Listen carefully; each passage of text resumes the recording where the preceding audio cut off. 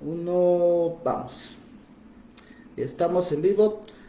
Hola, hola, ¿qué tal? Muy buenas noches con todos y con todas. El día de hoy, este es tu programa ya conocido de todos los miércoles, Al Filo de la Navaja. Estamos saliendo en vivo tras esta página Generación del Bicentenario. Y como todos los miércoles, vamos a hablar de la coyuntura política, de la coyuntura que está pasando en estos días a nivel nacional. Y bueno, el día de hoy, lamentablemente el compañero Aníbal no ha podido conectarse. Creo que todavía debe estar con algunos asuntos. Él seguramente debe estar en la Plaza San Martín, es lo que me imagino. Pero el día de hoy tenemos un invitado muy especial.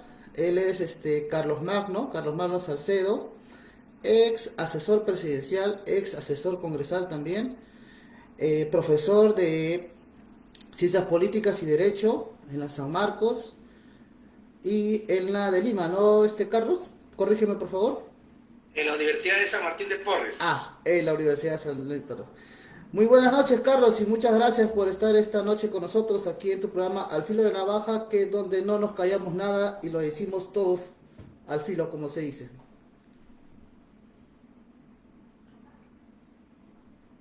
Muchas gracias por la invitación, estimado Roberto, y bueno, atento a las interrogantes que tú me vayas a plantear en relación a la coyuntura, que está bastante movida, ¿no? No sé de qué quieres que hablemos específicamente. Bueno, hay que, pues, como característica de nuestro programa, cuando invitamos a una persona especialista en esos temas, pues lo que hacemos acá es sacarle el jugo como debe de ser, ¿no? Y es, una de tu experiencia que has tenido como, asesor presidencial, pues, dime tú, ¿qué piensas, cómo está afrontando este gobierno, el profesor Pedro Castillo, ¿no? Y su gabinete en general, cómo está afrontando a lo que se viene, ¿no? Es muy conocido que se viene pues como quien dicen, van a comenzar a bajarse a ministro por ministro. Lo dijo pues la bancada de la Renovación Popular. ¿Qué crees que debería hacer o ya lo ves ya de perdido ya que lo van a así desfalcar a todo su ministerio? ¿Cómo lo ves mi estimado? A ver, Roberto, para poder entender la actual coyuntura, creo que debemos comprender el proceso, ¿no? Porque esto no es un tema de una semana. Hemos llegado a esta situación como resultado de la forma como se dirimió el proceso electoral, especialmente en la segunda vuelta, ¿no? Cabe recordar que en la segunda vuelta tuvimos la situación inédita, digamos, de que los peruanos tuvimos que escoger entre dos opciones que se ubicaban en los extremos del espectro político. Es decir, una candidatura, la de Fuerza Popular, que representaba, digamos, una derecha a la cual, digamos, de la cual se sospecha sobre sus credenciales democráticas. Una derecha que está vinculada a un partido que tiene, digamos, una trayectoria con una mochila muy pesada, ¿no? Y detrás de la cual se alinearon muchos intereses, incluyendo intereses vinculados a un sector que ha aparecido con toda nitidez en el Perú, que es una extrema derecha que estuvo encarnada en la candidatura de Rafael López Aliaga, pero que ya en la segunda vuelta obviamente se ubicó en el bando de la candidata Keiko Fujimori. Entonces, esta derecha, con muchos recursos, con muchos medios, fue una de las protagonistas, ¿no? Y la otra, el otro actor fue, digamos, esta izquierda, si le podemos decir, representada por la candidatura de Pedro Castillo, ¿no? En esta situación, el resultado de la segunda vuelta fue, si bien es cierto, un resultado ajustado, pero en la cual el pueblo peruano decidió darle su confianza a Pedro Castillo. Y es ahí donde empieza, digamos, una novela, una tragicomedia en realidad, ¿no? En la cual la derecha, la extrema derecha implementa la estrategia de querer desconocer el resultado de las elecciones. Lo hace levantando el argumento de un supuesto fraude electoral que nunca existió, un fraude electoral que solamente existe en la cabeza de sus promotores y que no ha sido aceptado por nadie más en la comunidad internacional, por las múltiples misiones de observación electoral, por todos aquellos que saben de elecciones. Lo que buscaba esta estrategia es deslegitimar el triunfo de Pedro Castillo, y esta estrategia, digamos, que se supone que debería haberse agotado con el reconocimiento, con la proclamación de la candidatura que ha ganado las elecciones, de alguna manera se ha mantenido esta dinámica. Es decir, si bien es cierto, hemos pasado otro momento, los mismos actores que levantaron el argumento del fraude electoral, que inclusive en su momento trataron de generar una situación de alargar el resultado, buscando inclusive algunos sin mucha, casi abiertamente, que incluso hay un golpe de Estado entre comillas, para salvar la democracia, ¿no? Nada más contradictorio que eso. Entonces, la estrategia de esta derecha es que ya una vez instalado el gobierno de Pedro Castillo, trabajar en la narrativa de que el gobierno lo hace mal todo, de modo tal que justifique ahora ya su segunda estrategia.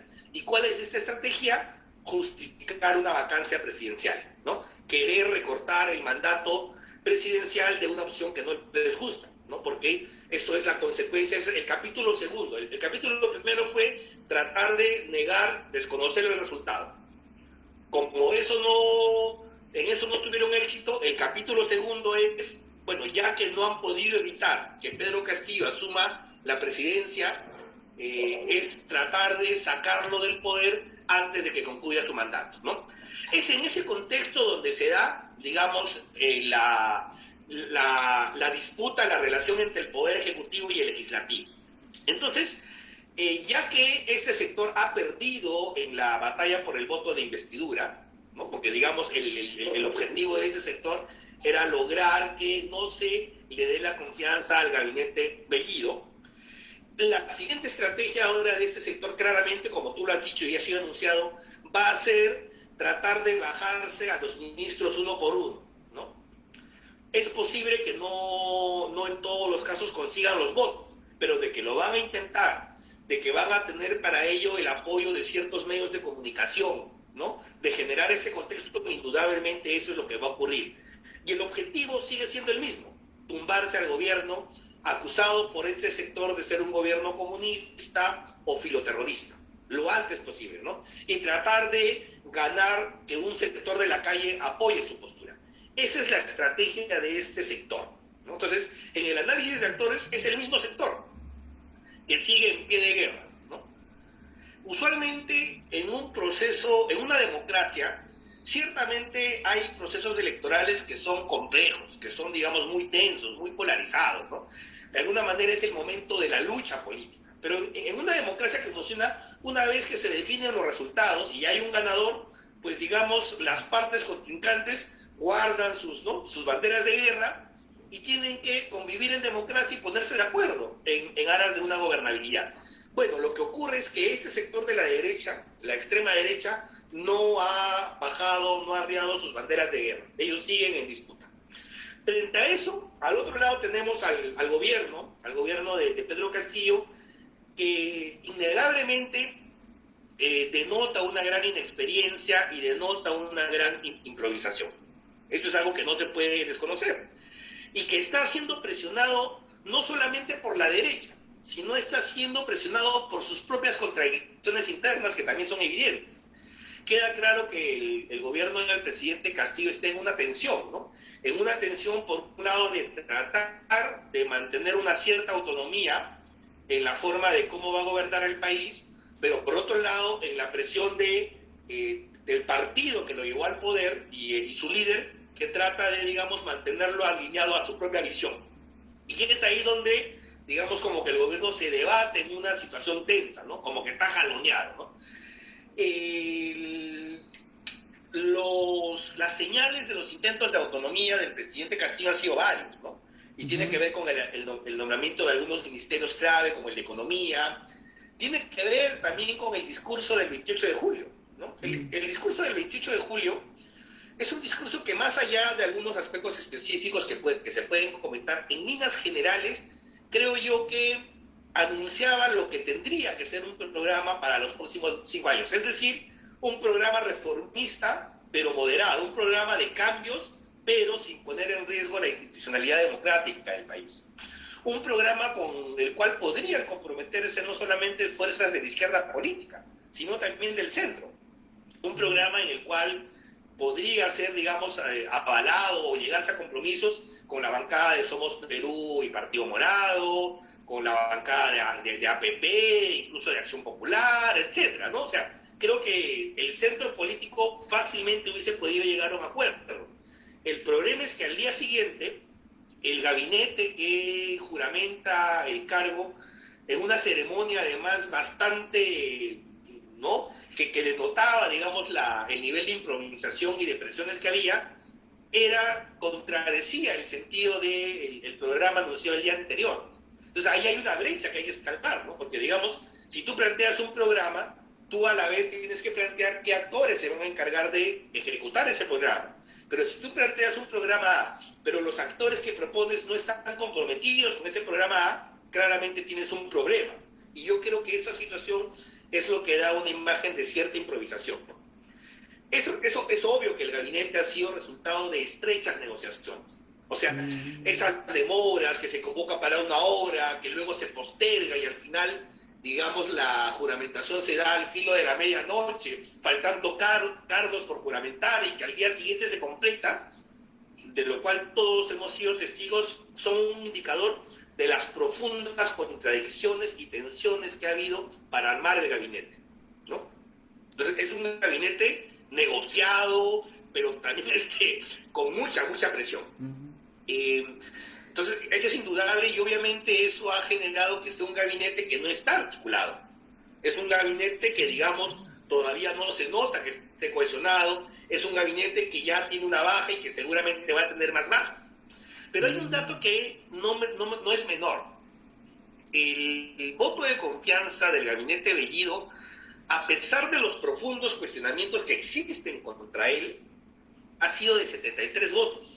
El voto de investidura ha sido de 73, que no es un voto menor, ¿no? Y esa votación pudo haber sido obtenida por Perú Libre en el Congreso en dos momentos. Uno, en el momento de la conformación de la mesa directiva. Y dos, también pudo haberse logrado un mejor resultado en la conformación de las comisiones. En ambas situaciones a Perú Libre le fue muy mal. Y le fue muy mal no porque ya el rol de los actores en el Parlamento esté prefigurado, esté predeterminado. En todo momento el espacio parlamentario es un espacio abierto a la negociación. El problema es que la negociación que se hizo en un primer momento fue pésima, fue intransigente, fue una negociación que no le dio posibilidades de generar una alternativa. Es decir, la lista que se presenta al final del día, digamos ya casi al vencimiento de los plazos, liderada por alguien de Somos Perú y que en segundo lugar iba alguien de Perú Libre, debió haber sido la carta de negociación desde el principio. Si hubiese sido así, era muy probable que a esa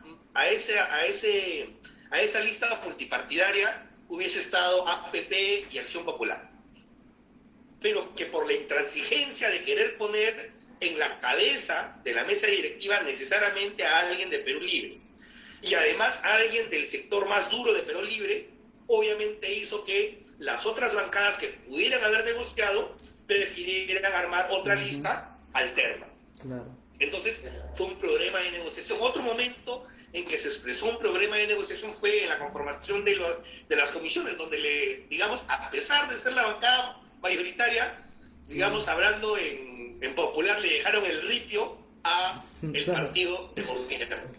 Lo que sobra. Pudo haber sido diferente. Entonces, ¿cómo se obtuvo ese resultado que no se obtuvo en el voto de investidura, a pesar de que para el voto de investidura había muchos más cuestionamientos y mucha más presión? Porque la presión respecto a que se tenía que cambiar el gabinete e inclusive al presidente del Consejo de Ministros Bellido era fuertísima. Sí. Y sin embargo, sí se pudo obtener el voto de investidura. ¿Qué nos demuestra eso? El escenario político sigue abierto a la posibilidad del entendimiento entre las diversas fuerzas políticas que están en el Parlamento y que asemejan a este gobierno más que a ninguno anterior a un gobierno parlamentario europeo. ¿En qué sentido? En que finalmente las correlaciones van a depender de las negociaciones. ¿Y qué vamos a ver ahí? Las bancadas o los grupos que están en las posturas de centro son las que pueden inclinarse para uno o para otro lado. Ahora, has dicho algo clave, ¿no? Sobre las negociaciones. ¿Eso puede influir inclusive hasta en el tema ideológico de cada partido? ¿Podrían hacer una negociación para que se haga el cambio de constitución, por ejemplo? O sea, ¿llegaría a ese nivel? Es que yo creo que a estas alturas del partido ya es muy poco probable que la fórmula de un cambio constitucional vía una asamblea constituyente ya sea viable. ¿Ya? ¿Por qué? Porque ya esa fórmula en este momento está asociada a una postura ultra de izquierda. Cuando en su momento pudo haberse logrado un acuerdo, o sea, ¿qué es lo que yo hubiese propuesto, no? Hay que lograr un acuerdo de gobernabilidad entre el Ejecutivo y el Legislativo.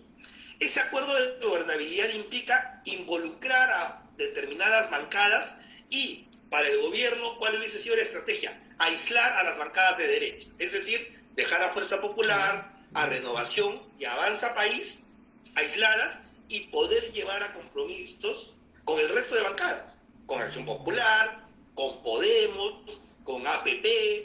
Entonces, si tú hubieses mirado ese mapa, ese acuerdo era posible, por supuesto que era plenamente posible hacerlo, ¿no? ¿Y eso qué implicaba? Pues el problema es que, o la condición para poder llegar a ese acuerdo, era la moderación del discurso que había tenido hasta ese momento Perú Libre o Castillo o sus integrantes. Porque obviamente los partidos que están más en el centro, que además no es que sean ideológicos, ¿eh? En el Perú no hay partidos ideológicos, son partidos pragmáticos, ¿no? Hubiesen podido llegar a acuerdos específicos en determinadas políticas. Eso no se hizo, no hubo un trabajo de operación política y digamos, hay que ver, hay una inexperiencia, digamos, en el Ejecutivo, pero también hay que ver que las propias bancadas tampoco es que sean tan experimentadas, ¿eh? No nos olvidemos que la mayoría de congresistas son nuevos, sí, y tampoco tienen experiencia de negociación. Entonces, ahora, ¿qué es el escenario que se viene? Muy probable. Creo que el escenario sigue abierto a que el gabinete va a seguir cambiando. Entonces, frente a eso hay dos situaciones, ¿no? La presión de la extrema derecha de querer bajarse a miembros del gabinete, pero en su afán deslegitimador. O sea, nos vamos bajando fichas para ir demostrando que este gobierno es incompetente. Ese es su propósito. Eso significa que, entonces, frente a eso podría haber una postura que diga, bueno, entonces que el gobierno se resista a los cambios. No aceptamos los cambios porque es aceptar el juego de la derecha. Y yo creo que esa lectura sería equivocada. Yo creo que, en efecto, el gobierno de Castillo sí necesita hacer cambios en determinados ministerios, pero no porque sus ministros sean políticos. Ojo, en un gobierno los ministros son políticos, deben ser políticos. Claro. El problema no es que sean políticos. El problema es que hay determinados ministros que claramente no están preparados para asumir esa responsabilidad.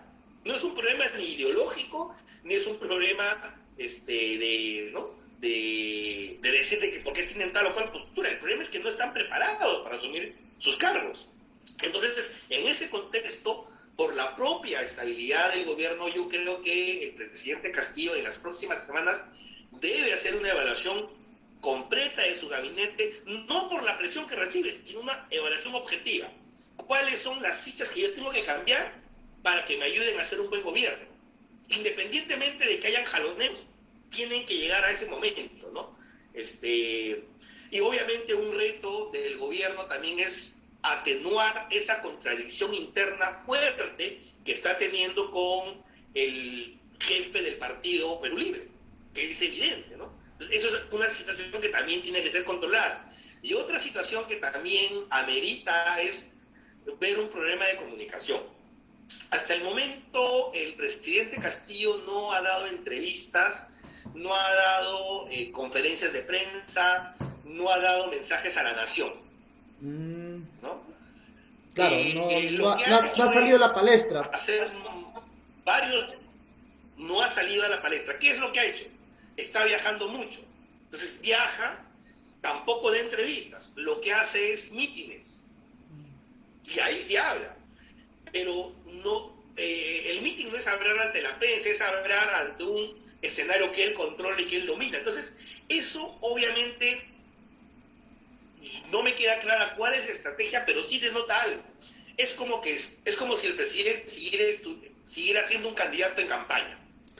Claro, porque inclusive creo que quiere debatir con Hernando de Soto y se han mandado mensajes, creo, ¿no? O sea, Claro, él, justamente qué es lo que pasa ahí, estimado Roberto, ¿no? Él va a una plaza pública y él se comporta como si fuera un candidato que está en campaña. Entonces, un candidato reta, pues, ¿no? Un candidato dice, yo reto, ¿no? Te reto a debatir. Sí, pues, pero él es presidente de la República. Él es el jefe de Estado y el jefe de gobierno. Un presidente de la República ya no debate. claro, Un presidente de la República puede escuchar consejos, puede escuchar las demandas de otros actores, pero no debate, no está en igualdad de condiciones. O sea, puede atender demandas, pero no ponerse, o sea, cuando tú asumes una lógica de debate, es decir, oye, vamos a debatir y vamos a ver que yo te voy a ganar. pero, Eso correcto, es un debate, ¿no? Mira, claro, oye Roberto, te reto a debatir, ya, a ver quién tiene la razón. Pero obviamente tú te expones a ganar o a que te gane. O obviamente. sea, un debate es ponerte en igualdad de condiciones y obviamente en ese contexto aparece alguien como Hernando de Soto, coge esa flor y dice yo acepto el reto. Pero esa es una situación que no debe darse. Él es el presidente de la República. Entonces, yo creo que ese chip de cambiar de ser un líder sindical, de ser un candidato a asumir psicológicamente su rol de jefe de Estado y jefe de gobierno, es una transición que el presidente Castillo necesita acelerar, necesita completar, o sea, necesita creerse, asumir psicológicamente que él ya no es el líder de un sindicato. Es algo así como decirnos, cuando él era sindicalista, pues, él estaba en el lado del gremio, de los trabajadores, claro, ¿no? Él ahora es como decir que él ahora es la patronal.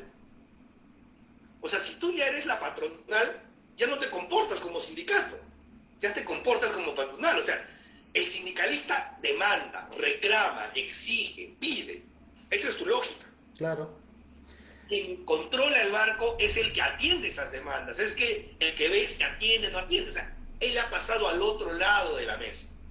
Entonces, eso es algo que yo siento que no ha terminado el presidente Castillo de asumir. Asumir que no es un líder sindical ya y que ya no puede seguir siendo.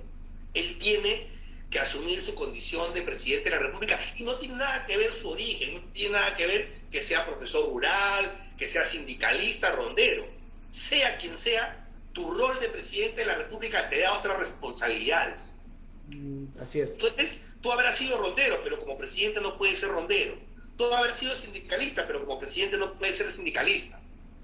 Él es presidente de la República. Yo creo que hay allí un asunto que tiene que procesar el presidente y, digamos, asumir plenamente su rol, ¿no?, como jefe de Estado y jefe de gobierno, ¿no? Creo que ese me parece que es la situación. Creo que lo hace más por el aspecto, pues, popular, ¿no? Para llevarse el aplauso, por el término populista, ¿no? Que digamos, pues, ¿no? Y que la gente diga, no, el presidente está haciendo esto, ¿no? O sea, yo al menos pienso de esa manera. Estimado Carlos Mano, y dígame, si esto se da de que no cambien a ningún ministro, ¿no? O sea, se mantenga así firme, después de que el Congreso comience a capturar a ministro por ministro, no sé, se baje medio gabinete o tal vez todo el gabinete, ¿cuál sería el siguiente paso de ese Congreso, de esa derecha bruta y achorada, como le llamamos acá? ¿Vacarse? ¿La vacancia de una vez al presidente? ¿Ese es el objetivo final? ¿La vacancia? Ahora, sin duda, el propósito de la extrema derecha es la vacancia. O sea, de eso no cabe ninguna duda. Aquí la pregunta es si van a poder lograrlo o no, ¿no? Yo creo que hasta el momento no. Hasta el momento yo creo que es que esa derecha, digamos, tampoco es que sea tan fuerte. O sea, es bullanguera, tiene mucho ecos en los medios de comunicación, pero no tiene tanto eco en la ciudadanía. Ojo, yo creo que en general el electorado, el mandato que ha recibido Pedro Castillo y el mensaje al país es: queremos moderación. O sea, ¿cuál es el gran mensaje de las elecciones del Perú a los políticos? Queremos cambio. Queremos cambio, pero a la vez queremos cambio en democracia. No queremos cambios desde posturas extremistas. El problema es que este mandato popular no está recibiendo el suficiente reflejo en el mundo de la política. Porque en el mundo de la política, ¿cuál debería ser el reflejo? Que las fuerzas de centro, que son moderadas, que quieren un cambio en democracia, se están dejando jalar de las narices por los extremismos. Yo tengo una metáfora para tratar de graficar eso, ¿no? Imagínate que el Perú sea como ir, pues, a un gran partido de fútbol en el Estadio Nacional. ¿Ya? ¿Hincha de qué equipo eres? Yo soy de la Alianza. Tú, Roberto. Yo soy de la Alianza. Tú eres de la Alianza. Ok, ya. Imagínate en Matute, ¿ya? Ya. Un partido. Entonces, la gente que va a ver el fútbol, o sea, digamos, de las decenas de miles de personas que van a ver un partido, la gran mayoría de personas van porque quieren disfrutar el espectáculo, ¿verdad? Claro. Es decir, yo también, yo no soy una persona tan futbolista, pero pues hace años alguna vez he ido al estadio con mi hijo, ¿no? O sea, al estadio quienes van los papás, los mamás, con sus hijos, quieren disfrutar del deporte, ¿no? Pero no faltan en el estadio, en el extremo norte y en el extremo sur, mi querido Roberto, ¿no? Las barras bravas, ¿verdad? Claro. El Comando Sur y no sé qué cosa norte, ¿no? Y que ellos, desde antes que empiece el partido, ya están causando estragos, ¿no? Están en mancha, ¿no? Destrozando cosas, o sea, si dejamos que las barras bravas, que son los extremos... Los malos hinchas. Que son los malos hinchas. Y que además, cosa interesante, las barras bravas se necesitan mutuamente. O sea, ¿qué es lo mejor para una barra brava? ¿No? ¿Cuál es su momento de éxtasis, no? Claro. De la barra brava de la Alianza, encontrarse con la barra brava de la U, ¿no? Y agarrarse una guerra sin cuartel. Es ahí cuando se sienten en la gloria. ¿Y quiénes pierden? El resto de familias que fueron a gozar de un espectáculo en el estadio. Que lo que quieren es lo bueno del fútbol, no la parte negativa. Yo creo que algo así pasa en la política, estimado Roberto. Lamentablemente, las barras bravas de la política, que son los extremos de la derecha o de la izquierda también, porque hay una barra brava en la izquierda que es irreflexiva, que quiere imponer una agenda y que sí tiene un programa de, si ellos pudieran, llevarían al país al chavismo. O sea, sí, pues, y eso lo han dicho, o sea, hay actores que han dicho, oye, hay gente a la que las instituciones parlamentarias le parecen boludeces democráticas, ¿no? Son tonterías. Si ellos tuvieran el poder, llevarían el país a un proceso a la venezolana, etcétera, ¿no? Lo que pasa es que tampoco tienen fuerza, pero el problema es que este sector es el que precisamente es el que está hackeando al gobierno, o sea, desde dentro. A eso yo me refiero con las contradicciones internas dentro del gobierno. Su sector menos dialogante, menos moderado, ¿no? Que tiene su programa maximalista. Si dejamos que en la política sean estos extremos los que se quieren vacar al presidente o los que quieren establecer un cambio constitucional para establecer un chavismo, si esos van a ser los protagonistas, todos perdemos. Yo creo que aquí hay un gran llamado de atención a las fuerzas centristas, que deberían estar teniendo un rol mucho más protagónico, ¿no? Es que están teniendo hasta el momento. Entonces, por ejemplo, yo estaba reflexionando, estimado Roberto, y esto quizás te concierna, ¿no? A la votación de 3 congresistas en particular en el voto de investidura, que son los 3 mosqueteros que fueron elegidos por el Partido Morado, ¿no? O sea, sí. Esos 3 tuvieron una votación que creo yo ha sido muy controvertida, ¿no? Que yo le entiendo, yo entiendo el mensaje, porque la votación de los 3 congresistas fue de la lógica: nosotros somos de los que hemos estado pensando y creen, y yo creo que hay consistencia en su discurso.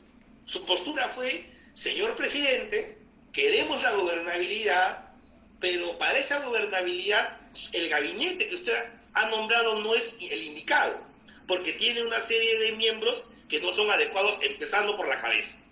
Entonces, señor presidente, cambie usted. O sea, no es lo mismo eso que la actitud de aquellos que se lo quieren bajar al presidente por lo que sea, ¿no? Pero es el mismo voto, Carlos. Entonces, ¿qué es lo que pasa? Que estos tres congresistas terminan votando junto con los vacadores.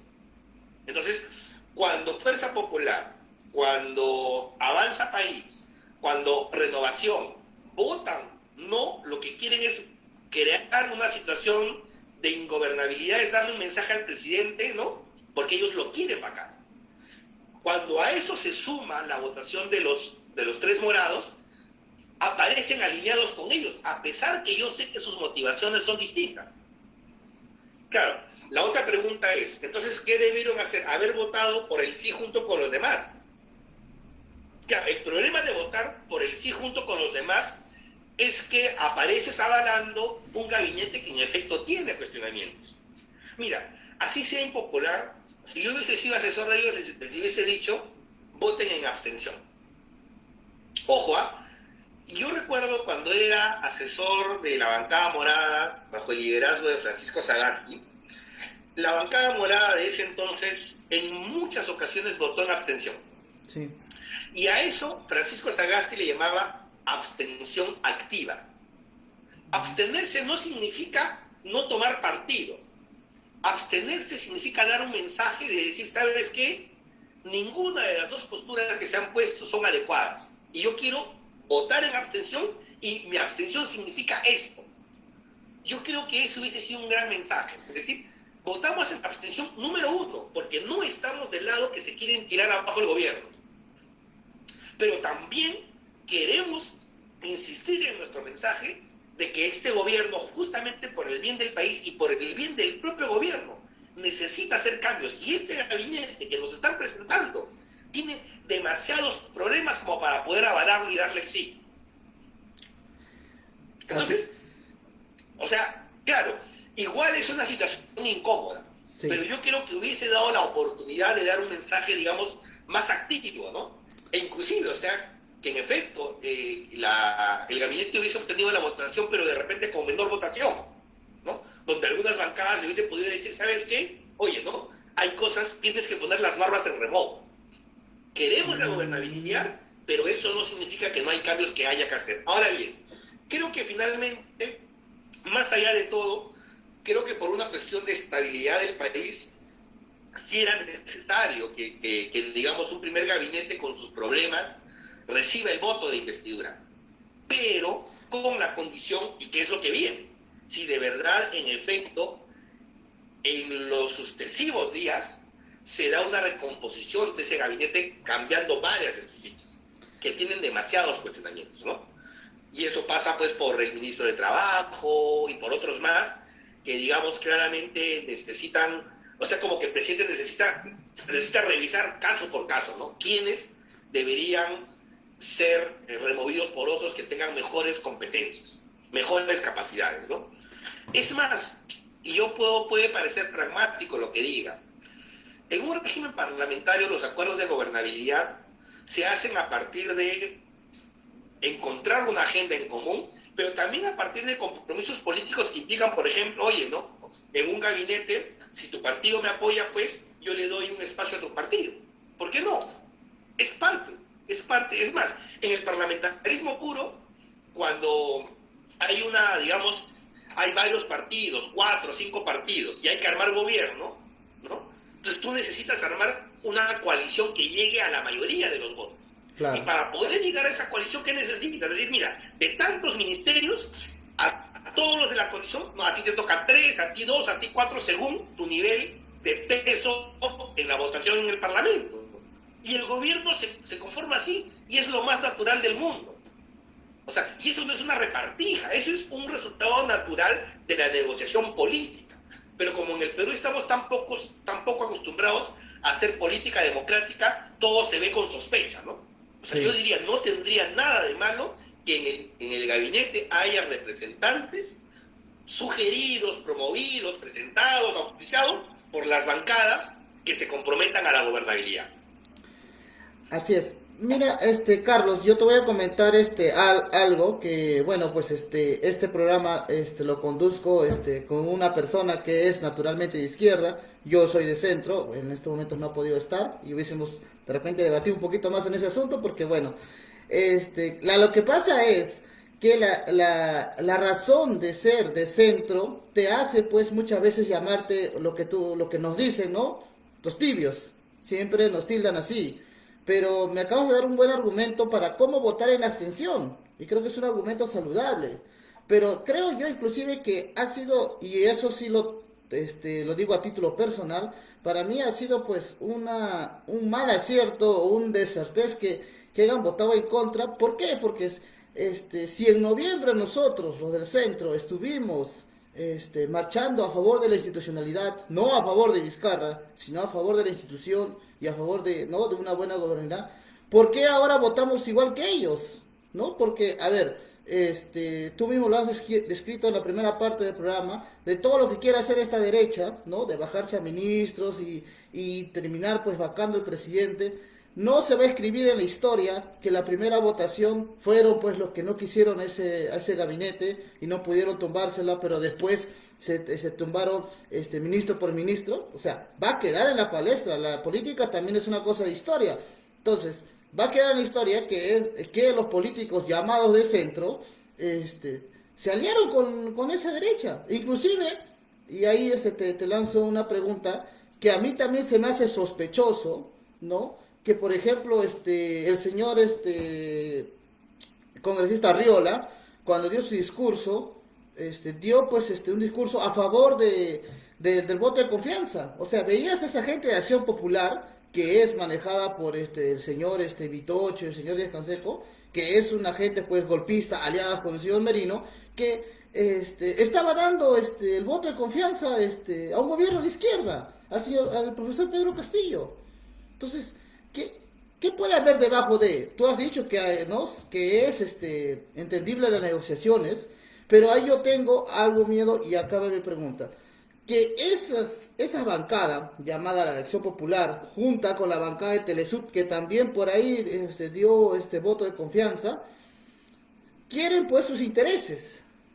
Y la bancada de la extrema derecha también quiere sus intereses. Y hay algo que está en juego ahí, que es el sistema de educación, la SUNEDO, la famosa SUNEDO que por el momento está pasando peor y nadie la golpea. No, y como tú dijiste, que eso de los extremos, y yo te digo, y es algo que tú también lo sabes, que los extremos siempre tienden a unirse. Entonces, ¿qué va a pasar, por ejemplo, en este punto, ¿no?, con esas reformas educativas que tan olvidadas están?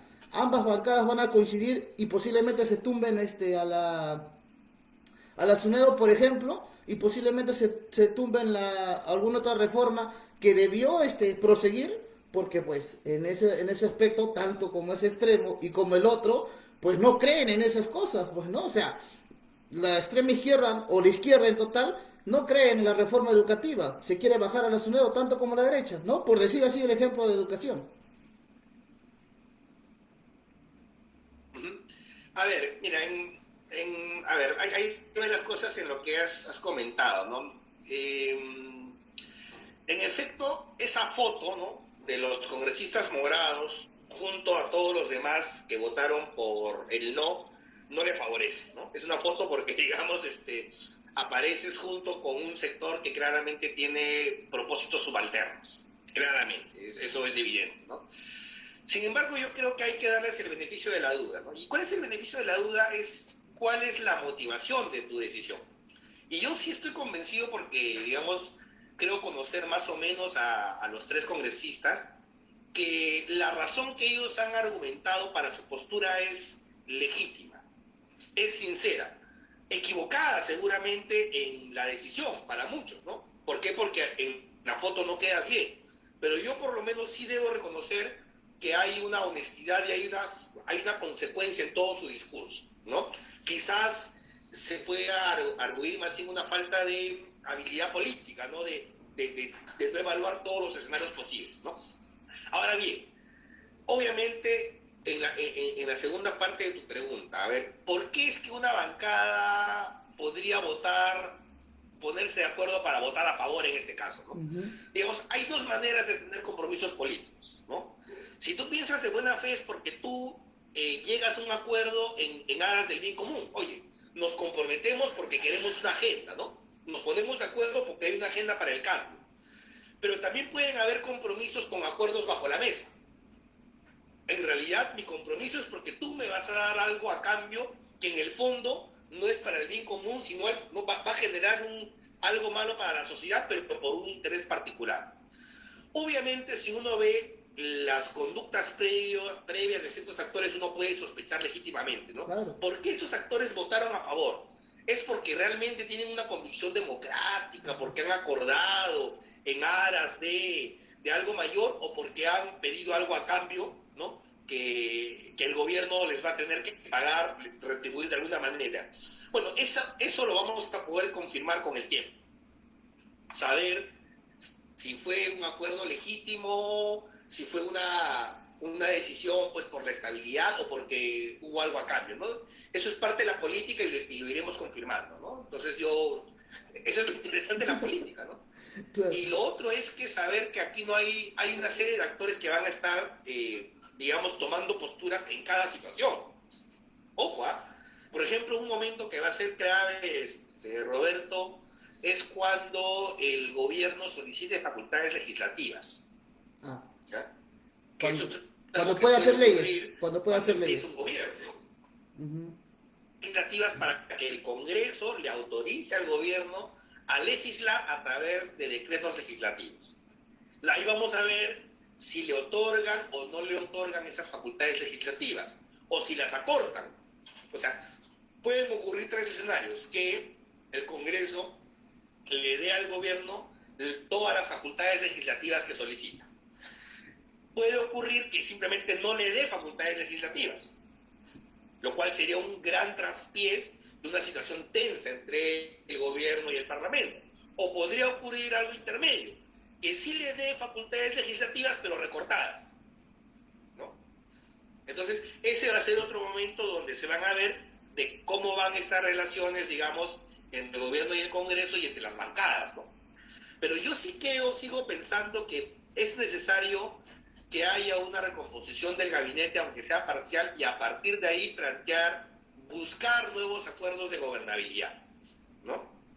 Entonces, yo insisto, la estrategia, no solo del gobierno, la estrategia de aquellos que queremos un cambio para el país en democracia, debería ser aislar a los extremos, buscando una gobernabilidad donde los protagonistas sean el gobierno, dirigido por un Pedro Castillo ya empoderado en su rol de presidente, que quiera de verdad cambios para el país, y un Congreso con parlamentarios o bancadas que mayoritariamente también apuesten por esa gobernabilidad. Lo que yo veo es que ningún escenario está cerrado, ¿va? O sea, ahorita cualquier cosa podría ocurrir y todo va a depender de las decisiones que tomen los diversos actores, ¿no? Y mi expectativa es que, para mí el gran reto del Perú es aislar a los extremos. Tenemos que agarrar que las barras bravas, ¿no?, queden controladas, aisladas, que no se les deje intervenir. Si las dejamos sueltas en plaza, todos nos vamos a perjudicar. Ese yo creo que es el mensaje, ¿no? Es una oda a la moderación política lo que estoy haciendo, estimado amigo. Muy agradecido también, y también muy agradecido también por una vez más por estar con nosotros. Bueno, ya estuvimos más de 40 minutos acá. Bueno, quisiera